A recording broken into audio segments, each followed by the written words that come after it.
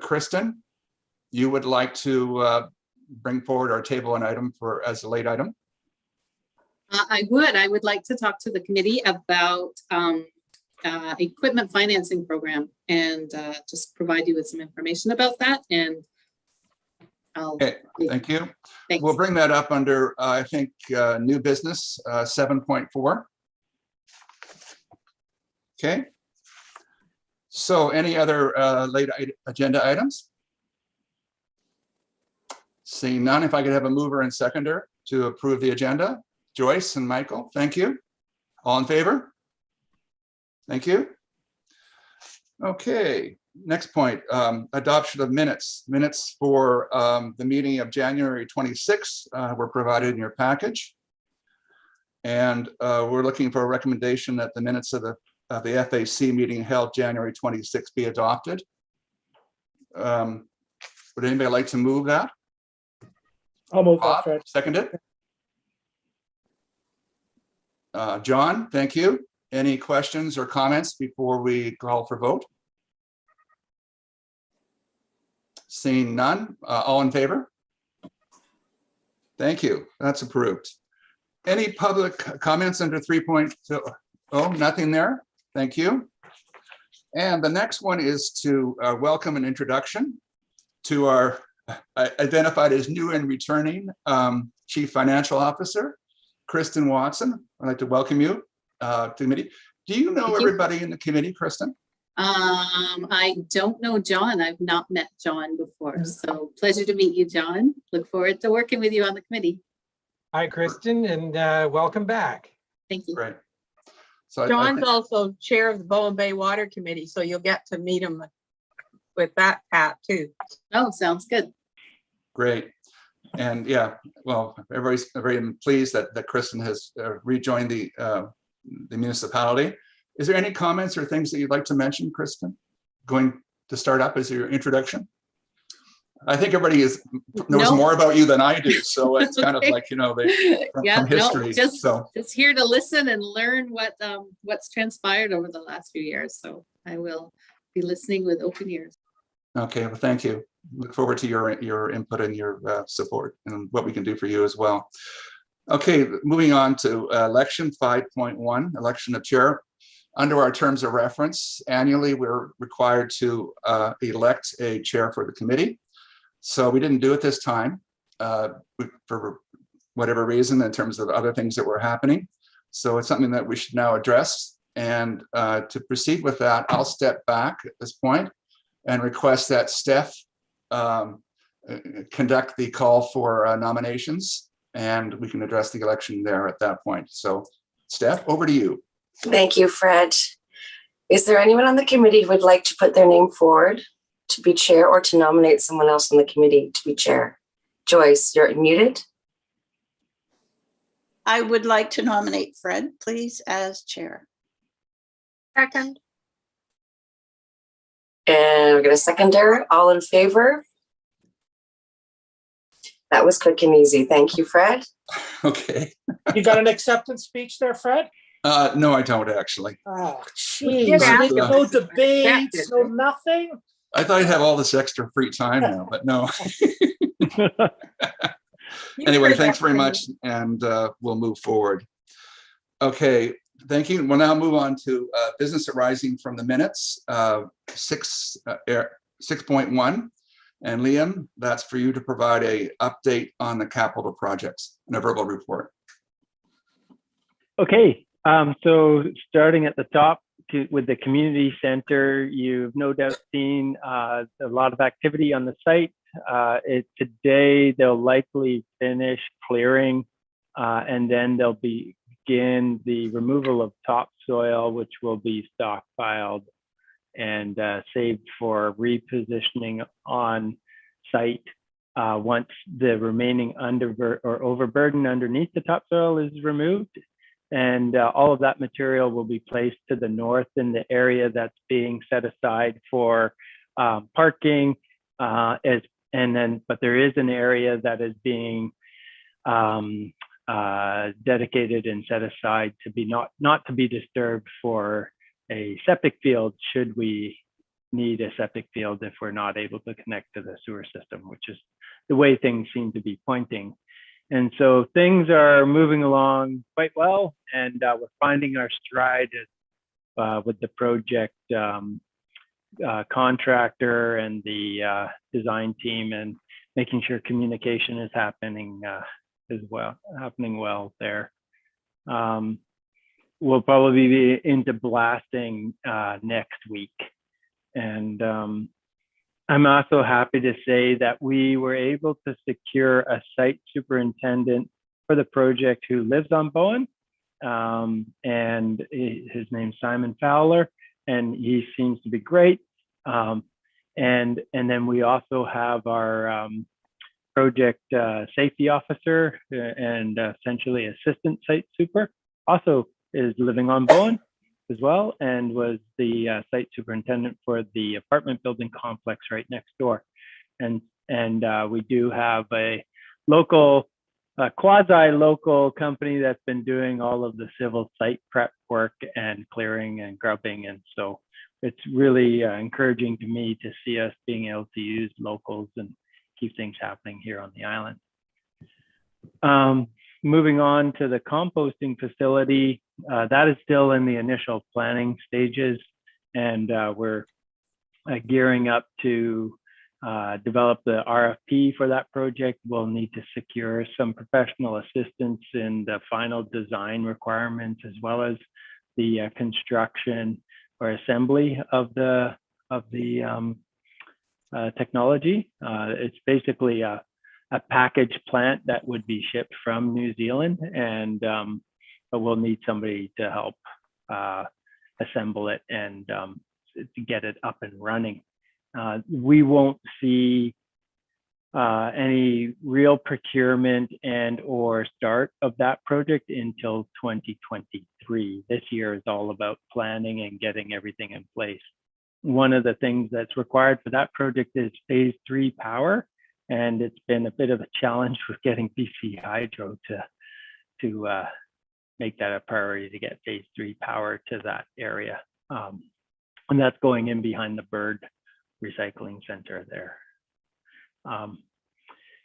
Allison, I noticed your hand up.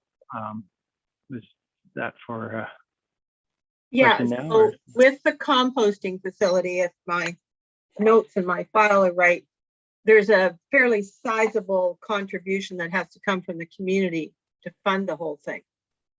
So I'm trusting, even if it's going to start in 2023, that we should be addressing that as part of the capital plan and the development of the financial plan for 2022, because it's Exactly, it'll the be next part year of. right after. So if we don't have Exactly. it right in the financial plan, we would have to hold off until April or May before we got next 2023's approved. That's right. And so it will be part of this budget process, and the determination of how the municipal portion of the project will be part of that budget process. And just to remind the committee, we had a presentation at our August 21, 2020 meeting about this. So if you wanted to look back, you would maybe refresh your memories. And on the multi-use path, I think we may have touched on this when we last met too, that I can't remember when the project got stalled out, but the project has been moving along quite well, and then it did get stalled out not too long ago when we discovered an old 6-inch corrugated steel pipe that travels underneath the library, a very, very shallow pipe, and that's created some questions about how do we deal with that pipe. That pipe has failed, and it needs to be abandoned, but abandoned properly so that it doesn't create a void or a cavity underneath the library. And so we're just had to pause and develop or regroup to develop a plan to address that. And that unfortunately meant that the contractor demobilized and went off island while we sorted that out. And so, but I think we've got a plan in place to be able to accommodate the drainage that pipe was providing, and then be able to get the paving crew back on the island, because really that section of the project is just waiting for asphalt, and it'll be pretty quick to do once we sort that drainage issue out. Are we Councillor- on budget? Yeah. Sorry, Rob, you're muted.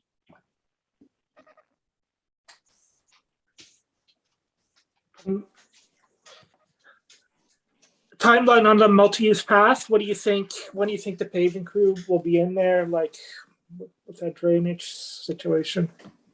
I don't know, but we're talking. You know, I can't say with certainty, but I imagine that it would be.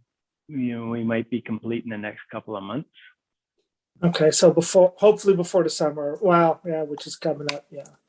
Yeah, I would imagine so. Okay. So, and then for multi-use path, we are carrying on with the planning of the next phase, which is beyond Artisan Square, beyond that turnoff and sort of the Carter Road turnoff area, and so that's going through the Transportation Advisory Committee as well, because the tricky bit there is finding the right alignment for the next phase of the project. And moving on to the Cove Bay Water Treatment Plant. Unfortunately, I don't have the news I'd like to have to be able to say that the plant is fully up and running. We're still stalled with a similar issue that we have been stalled on for quite a while. And that's really, there's two component pieces of the plant that have been troubling the operations of the plant, and so the plant hasn't been able to reach its 100% operating capacity, and we're reluctant to sign off on the plant is fully operational until we can achieve that. And so there's two component pieces that are of concern. This one is an immersion heater, and the other is one of the ceramic filters itself. And so we're in fairly constant dialogue with the technology provider, as well as our designers, to try to resolve the issue.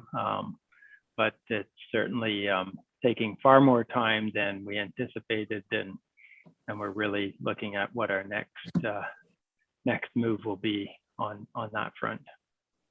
Yeah, just a question, Liam. With regards to the supplier arrangements with the technology and the other things that are not working with the plant, have we held back funds on those? I'm not sure if there's, that's a good question. I'm not sure if there's been a holdback or not. And there's been a real issue where the supplier claims that the design was flawed, and that's why the plant isn't able to operate and the components fail. But the designers assure us that there is no design flaw, and it's been a fair bit of finger pointing at this stage in the game. It's just my comment in normal contracts that I'm used to. Obviously, funds are held back pending a final sign off once everything is operationally proven. Yeah. After a period of time, usually 60 days or more. So if I could Yeah. just, the way this contract was let was the general contractor did the installation and the construction of the building and the works, and then the equipment was procured separately from the supplier of the equipment. So we actually had two contracts. Mhm. The contract with the general contractor who did the construction, the installation, all of those held backs, those 10% contractually required held backs were withheld, and the last one was refunded to them over the summer. But I think what Liam had indicated was that it's an equipment issue. So I have not done a whole lot of work on the equipment side to see, but I believe that those bills were paid in full, but I will I'll confirm to the committee. Sorry, I didn't hear your last part. I believe that those bills were paid in full and there were no holdbacks withheld on those. Okay. I agree with you, Fred, though. I'm that's the procurement model that I'm used to, having a minimum 10% holdback. And especially with very large projects, because then it becomes more incentive. Sometimes with smaller projects, I've seen contractors even be willing to walk away from their holdbacks because the 10% isn't much of an incentive. Mhm. So with smaller projects, I've encouraged higher percentage holdbacks, but we're looking at all of our options in this case as to what we can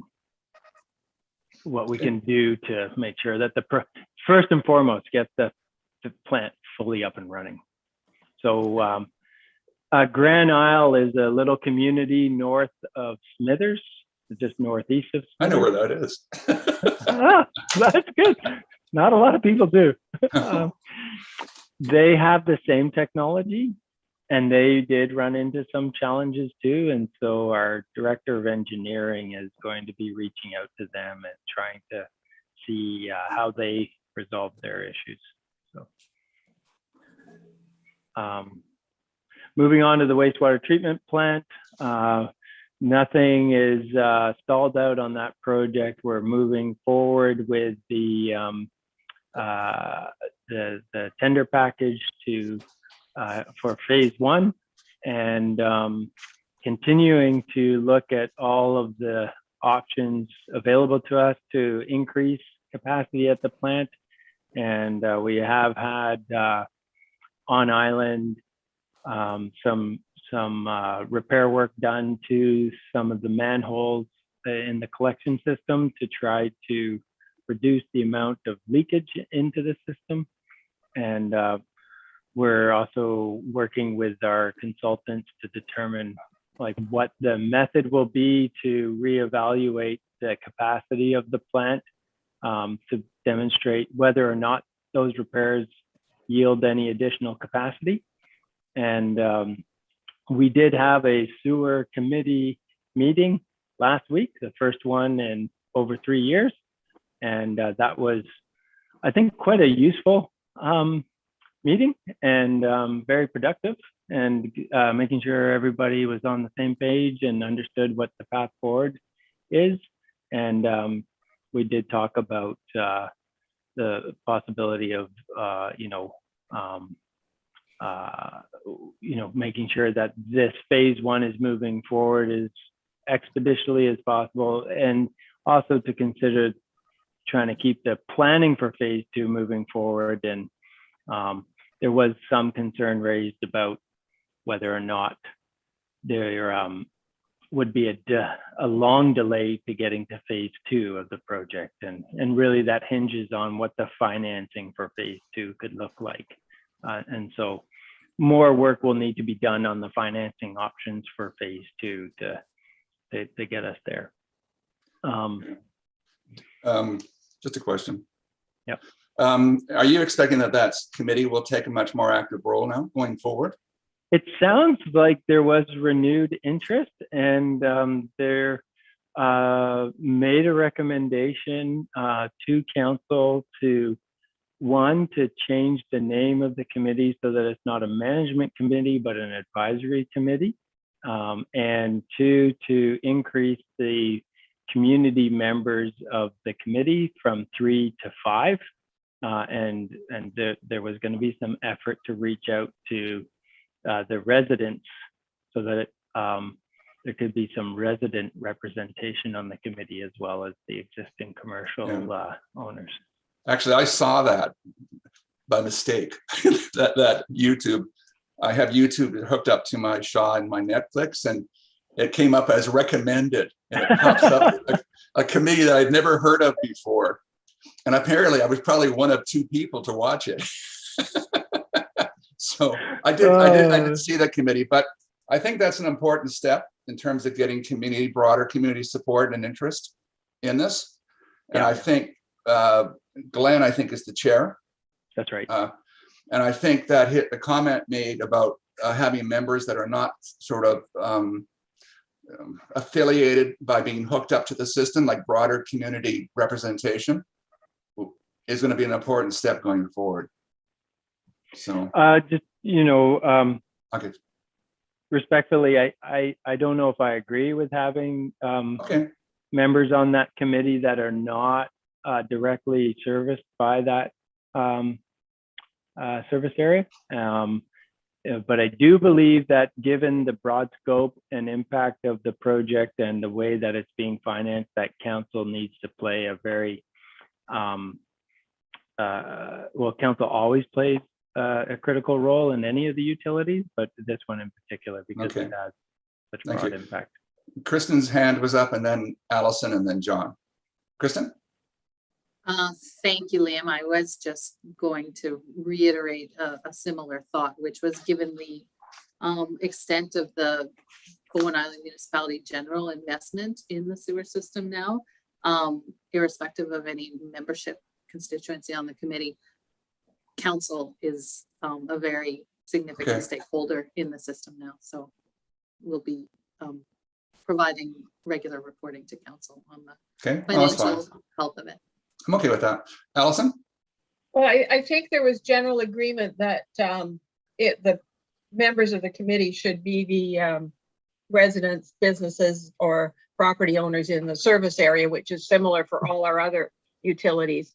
But that if they wanted to invite people to be there as resources and provide information, there was certainly no problem with that for going outside the community area. And Steph, I've got a little problem. It's saying on my screen, please ask the host to give you permission to record. So I must have not clicked something. I'm recording. Well, I guess we all get a little notice that says this is being recorded. Are you okay with it? And I don't know. And you can't click away from it? I can't get rid of the box in the middle of the Well, screen. I'll let you go with that. And then in the meantime, John?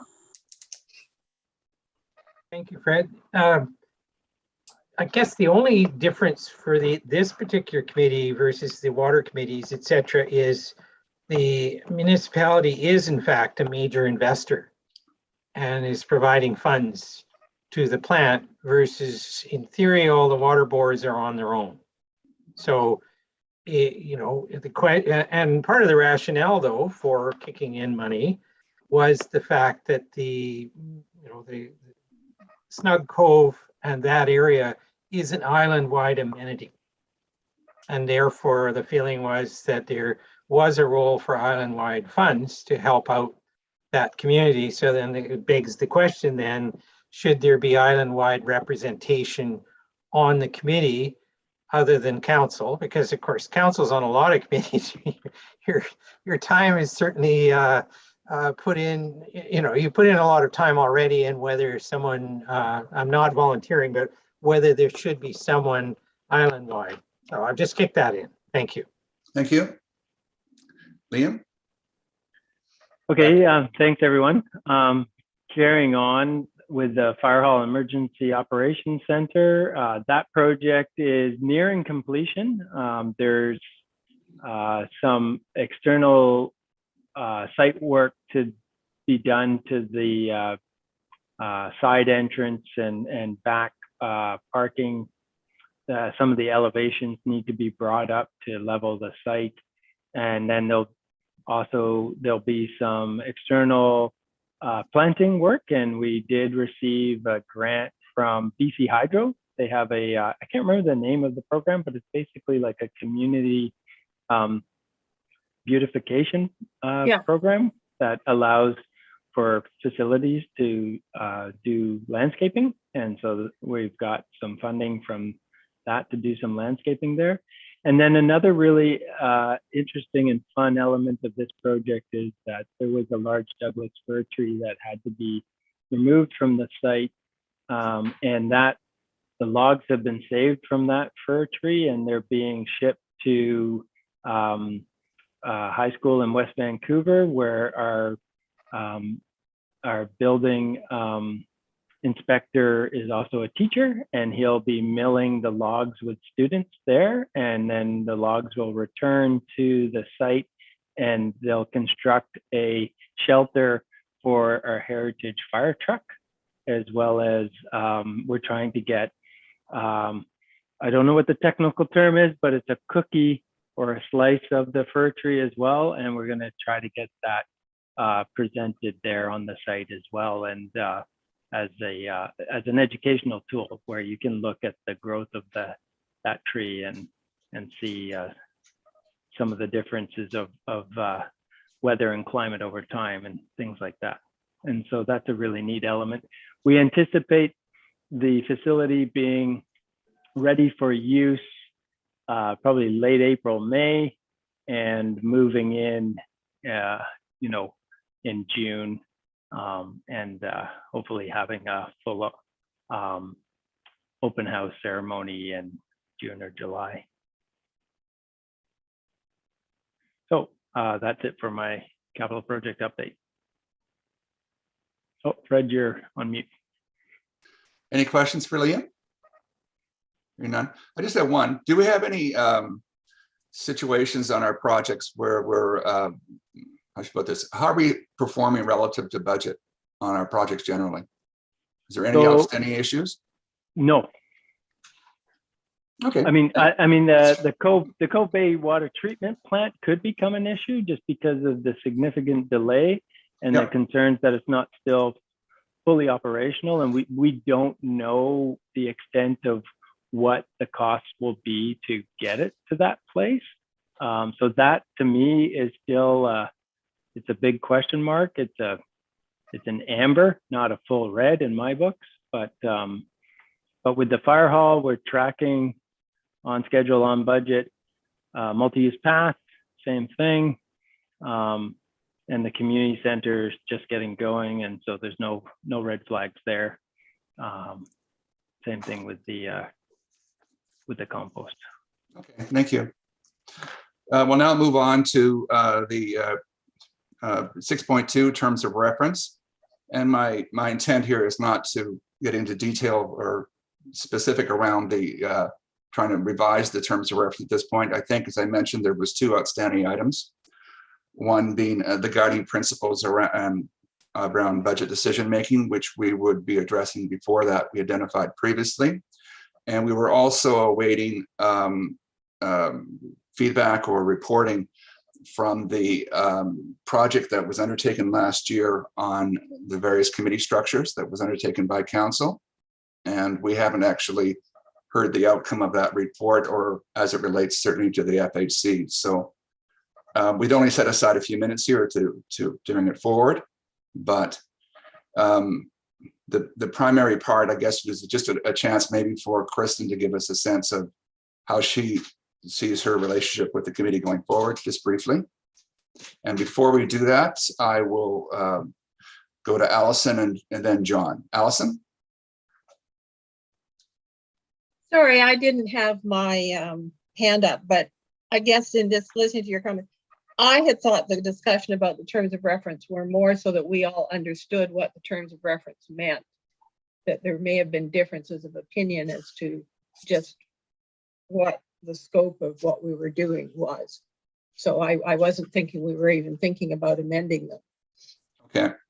Yeah, because the matter had left previously on the table that we would review the terms of reference and make decisions about whether the amendments were required or should there be revisions. And we have not reached a point where we could get to that point. So, John?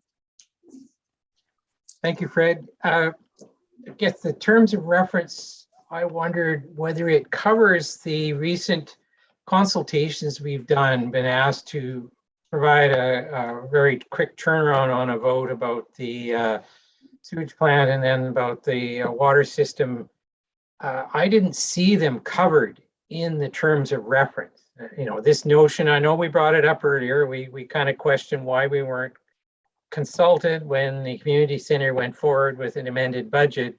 But the flip side, of course, is I felt at the time, and I still do, is I thought our terms of reference was really around the annual budget and the audit review committee, and not being called on short-term notice in terms of giving an opinion as to a major expenditure by council during the year.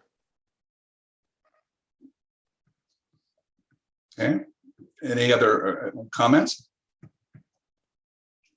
Me, Joyce? I respectfully disagree with you, John. I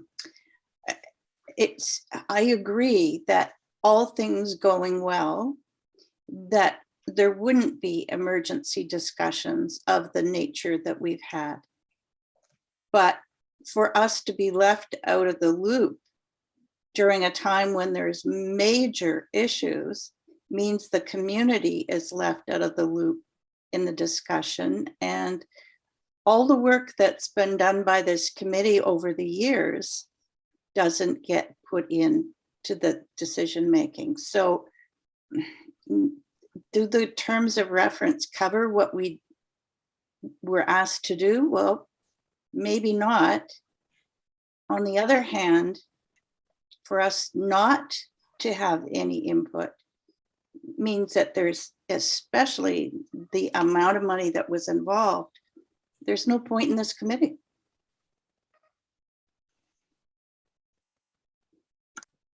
Okay, If I could, Fred, just yes. then I think we should then amend our terms of reference. Well, I think our intent would be to address them in due course.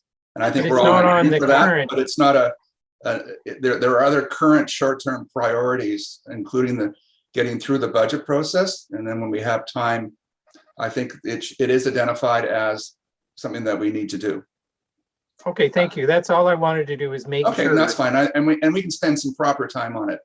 Allison and then Michael, and I think Rob, you have your hand up too. So Allison first. well, I guess I was just looking, there's three very broad: oversight to the preparation of the 5-year financial plan, development of a long-term capital plan, and then under B, the advice and recommendations on the budget guidelines and policies.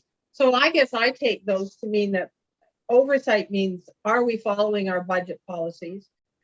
Risk management, we've got budget policies on reserves, and are we, adequate? So I didn't feel it was out of our terms of, outside of our terms of reference. Okay, thank you. Michael?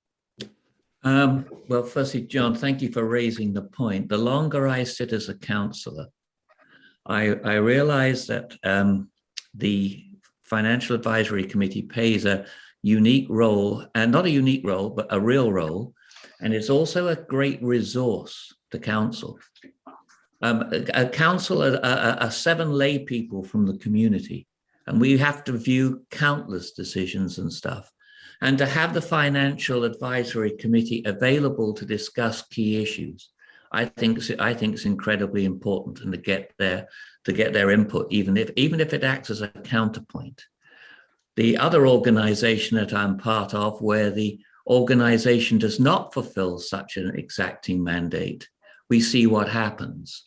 So I think the Financial Advisory Committee, in its role and available to council to ask and be part of the major financial aspects, is something. And if it does need altering, then I suggest we do, and we don't allow the present in any way to dilute its mandate, should that be the case. Because I think the mandate is important, Fred, and I think it plays a very real part, and it's a very real resource to council.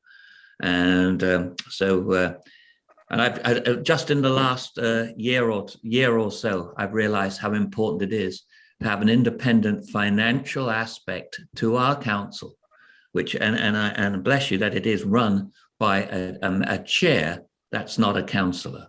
So I think this is extremely good governance, and I propose it in it, and I support it in its broader mandate. So I kind of sign off on it, but that's the word. Thank you. Thank you, Michael. Rob? Yeah, echoing a bit what Michael says, and I think a great case in point is, for instance, the sewage system in Snout Cove. I think it's very valuable to have the FAC expertise involved in that. So I think with major capital projects, I would really like involvement of the FAC. Now, that being said, I mean, that taking on that role also comes with being able to do that role properly, and the timing of projects, and there have been a number of situations where it's been, we haven't had the time, or the FAC hasn't had the time to really have a good meeting and talk about some of the issues, and they're sort of, it's very quick done. And I know that was the issue with the last FAC as well. So I think that's maybe some work, maybe Kristen and the chair of the committee can work on what needs to be in place so that we can have a bit of a smoother working relationship, and where the FAC can have good discussions before recommendations come to council. So. Okay, thank you. Allison, is your hand still up, or?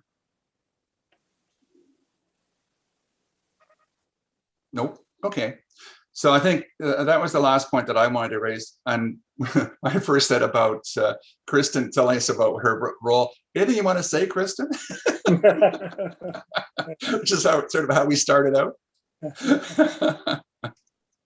Sure. I think all of those things that you raised, I think, are very valid roles for the committee to play. Certainly there's the role to act as that audit review committee piece, but I think there's also space for the committee to look at issues of risk management and risk mitigation, to look at higher level things around policy, longer term financial policy planning, things like, what's the philosophy that the municipality, the approach that the municipality is going to take with their reserves. I think that we can agree that over the last couple of years, there's been a very significant shift from one where we had separate reserves that were set up to support the capital works of each department, whereas now we tend to throw them and put them all together in one.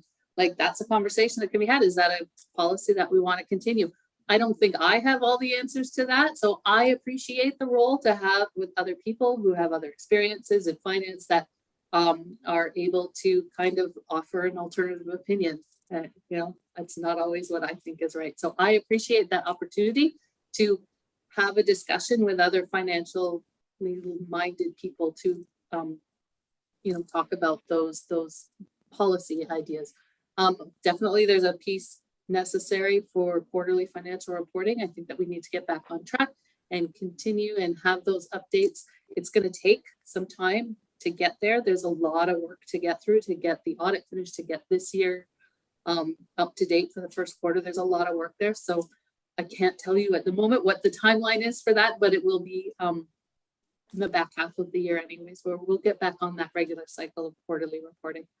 And lastly, of course, there's the budget piece. So there's lots of different roles for the committee to play. I wouldn't want to just limit the input to one of just policy discussion. I think that there's a lot of room there. Okay, thank you, Kristen. And so I think our comment is, our takeaway is that we will put it on our list to be addressed once we're through the budgeting cycle, and give it some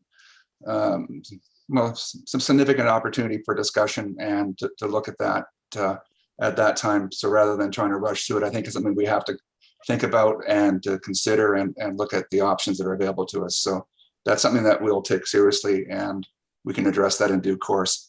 So if it's okay, I'll move on to the next point. 6.3, loan authorization bylaw number 565-2022. And this is a recommendation that was dealt with previously by email exchange due to a short fuse in terms of the timing required. This just basically ratifies that recommendation and the online vote that was done through email. And I don't think I need to read it out, the whole resolution. I'll just say I refer you to the agenda, which identifies in detail, well, it's fully spells out the referendum and, or sorry, the recommendation that was provided. And I also have a mover and seconder on that. Joyce, seconder? Somebody? Rob, thank you. Any discussion on that at this point? As I said, it's really just a ratification of a vote that took place via email. So seeing none, all in favor? Thank you. Allison voting. I think. I put my hand up. Oh, sorry. Okay, So we'll move on. Thank you very much. You're okay if we don't read out though the full recommendations. I mean, it's there in print, so we have it available for everybody to see. So as per the agenda, we'll do that. Okay, we'll now move on to new business. 7.1 budget timeline, and I'll refer this to Kristen. Thank you. I believe the committee met last fall with Sheila, the previous CFO before me. I believe the committee at that time reviewed a proposed budget timeline that went as a recommendation to council to approve the budget timeline. Things happened in the interim. There has been a change in CFO.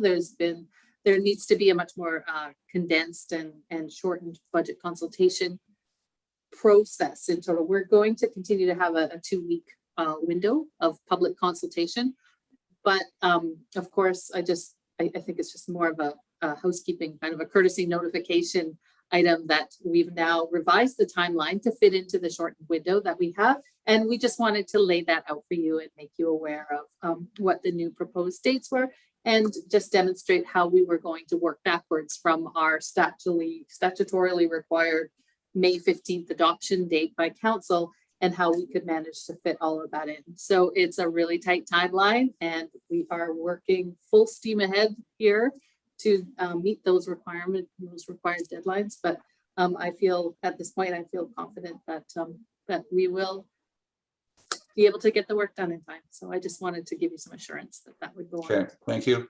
So we don't require a recommendation from this. One thing I will suggest, Steph, and to the committee, that we establish a date for the budget meeting and have it specifically as a meeting solely for the budget. And it was identified in that schedule the week of April the 4th. And I think it's been suggested that later in the week is probably better, and probably the Thursday would be a safe date to have that. I'm not sure what date that is, but Fred, Thursday, April 7th. Steph, I am the only day I'm available. I'm just getting my calendar up. The week of April 4th is maybe late in the afternoon on the 4th, or while Alan's driving, or I could manage to be on my iPad. Alan has an eye doctor's appointment that day, and I have to drive him. And I have a forum and meetings the 6th, 7th, and 8th. So I'm tied up all day, those 3 days. So Tuesday the 5th is totally free, if that works for everybody. Say 3 o'clock, Tuesday the 5th. We've lost Michael. I'm fine. Is that going to work for you, Kristen? Councillor Morris, I had asked to push it out as late in the week as possible, so that if I was up against a really tight deadline, I was doing some number crunching right up until over the weekend, that we could have till Monday to post the agenda.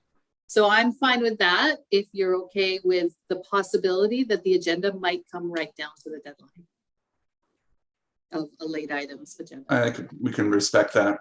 Yeah, And I mean, I what you're might be dealing able with. to do an evening meeting on the 6th or the 7th, like after 7 o'clock, I could do that. if that works better. Doesn't matter to me. I would like, I like people to have enough time to digest the material. I don't like to give people one day to do it. No, I And know. I'm just concerned that I might need that weekend. Okay, let's consider that. I figured you'd need the weekend, so I thought the earliest we'd get it would be the Monday, but yeah. Well, I personally, it doesn't bother, an evening meeting to me doesn't matter. It does require Steph to put in some extra time. That's okay. In terms of So what that about point. Thursday the 7th then at 7? 7 o'clock, and we'll set aside 2 hours. And the meeting, I think, should be solely around the budget.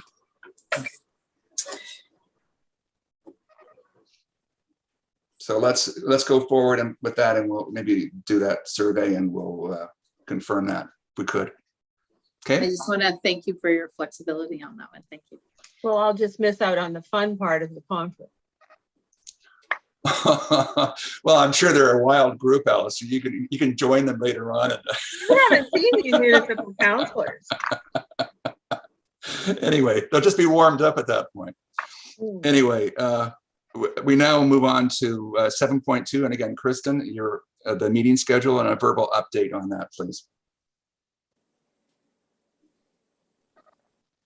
Well, this is going to be a short one. I don't have a proposed meeting schedule for you yet. I think further to what I said earlier, these are issues that I would like to bring to the agenda for the FAC review of these items of risk management and quarterly financial reporting.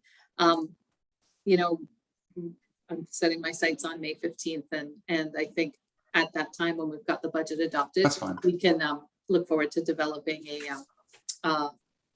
a schedule for the summer and Okay. get those other items on the agenda to discuss.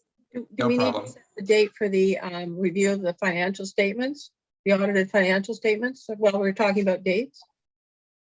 So, did we have, no, I guess we didn't have that. I think that we'll have to look to once we work with Christine and get closer to the date.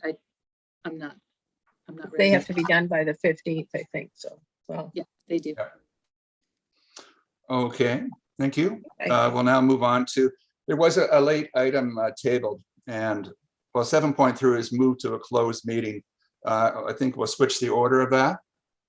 And first do the late item that Kristen brought forward for today's meeting. And so again, if I can ask you to speak to that. Yeah, so in the 2021 financial plan, there is a provision for use of capital renewal replacement reserves of up to $640,000 to finance the purchase of a new piece of equipment that we are acquiring. It's a new fire truck. That fire truck, the first payment is due in the next couple of weeks, about $340,000 as I understand. And I just want to advise the committee that for the council meeting, the March 28th council meeting, I'm going to be bringing forward a recommendation to council to actually use the equipment financing program through the MFA to pay for that fire truck. We've had several significant decisions since that last budget was adopted in May 2021, one being the use of those funds to fund the Cove sewer upgrade. The other was the decision to go forward with the community center. We don't have 100% of the financing in place for that at the moment. So I think it's prudent that we hang on to as much money as we can in the time being to make sure that, that we have enough money to finalize the financing arrangements for that project. So equipment financing is easy. It's a 5-year loan. It doesn't require any kind of community assent or any kind of all it requires is a council resolution to go and access that quick funding program through the MFA to purchase the equipment. There's also no risk. If in the end we figure out where we're at, we figure out what the final arrangements for the financing, we can turn around and repay that loan in a day. So I just think that it's prudent for us at this moment in time where there are a lot of unknowns and what the needs and draws are on our reserves, that we just preserve that that money a little bit longer and just access that program in the interim. So I just wanted to run that by you, that I was prepared to go to council with that recommendation on the 28th of March. Any comments or thoughts? We financed the last fire truck that way. And so that's the sort of thing that MFA's developed that program for. So I'm fully supportive of that. Joyce? No, I don't have any major comment, just one to remind us all that even though it's good money, easy money, we can pay it back. It's also very tempting not to pay it back and use the money for other things. So it's a caution. It's just a caution because we are going into debt big time. So if we need it, I guess we need to do it. But I sure hope somebody on staff, because you're the permanent ones, not council, feels the same way I do about debt. Yeah, and I think we all understand too that this purchase is necessary to retain I think it's certification that this equipment is required and has significant impacts if the municipality was not to undertake this renewal with the new equipment. So I think it's a prudent approach to take and allows Kristen and others to really spend the time necessary to evaluate and review their reserves. So I don't think it's a risk item at all at this point, but I think those are good points from Joyce and from Allison. So I think we're good on that from my perspective. I don't think you require anything from us at this point, Kristen. Well, I'm just thinking through the process of going to council. It's very likely that a councillor could ask me, have you run this by the finance committee?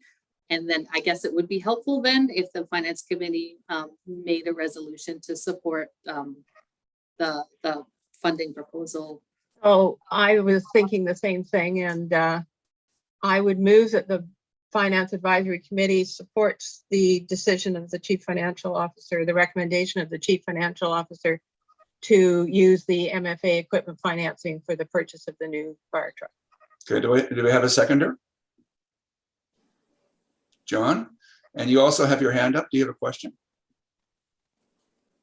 Sorry, Fred, I had something just to raise before we leave the budget section totally. And I wasn't fast enough before you jumped to this part. Oh, sorry. Okay. So we'll do that after we have this vote. Okay. Anyway, all in favor? Oh, Joyce, please. Could we have a couple of whereases in that motion, please? Like whereas the fire truck is required to put the right words in terms of accreditation, and whereas we are looking at the use of reserves, going this route would be prudent, and then into the recommendation. I'm happy. I would like that kind of motion. It gives the basis for the thought. Okay, good. It's a good point, Joyce. It would be FUS guidelines would be the terminology, Steph, to meet FUS guidelines. Yeah, and the points about yeah, we consider it prudent to undertake this at this time, recognizing that we'll be addressing reserves and the budgeting process in the next to keep reserves intact. How's that? Pardon me? To keep reserves intact or not to further deplete reserves? Yeah. Is everybody good with that? I think that's a good point. So okay, so I come back and we'll do the vote again. All in favor? Thank you very much. Okay, and before we look to move to closed, John, you had a point you wanted to bring forward. Yeah, sorry. To a previous point. Yeah, it's a point for the budget when it's considered. Just since we're a local, or I'm resident and giving resident input. There's a little bit of a problem that's occurred that involves our 3 West Side communities. Is we have a public path which has a lot of wood stairs, and talking to residents, the path has failed. It's actually been closed off now with a big red sign, which is a very good idea because it's very dangerous. And I would hope to either get information that it's going to be in the budget for next year to repair that, to get that important amenity operating again.